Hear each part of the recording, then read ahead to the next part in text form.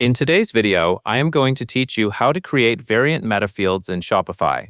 Variant metafields are extra pieces of information you can attach to specific product variants, not just the overall product. This is helpful when different sizes, colors, or styles need their own details, like a material note, care instructions, or a downloadable file that applies only to that version. To begin, log into your Shopify admin. From the main dashboard, look to the bottom left corner and click Settings.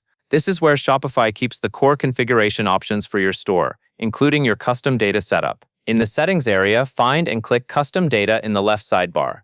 Custom Data is where you create metafield definitions, which are the rules that describe what kind of data you will store and where it will be used.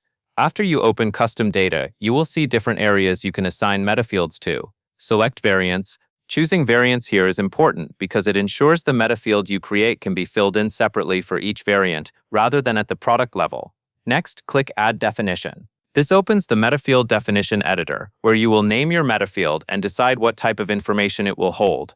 In the name field, enter a clear label that you will recognize later when you are editing variants.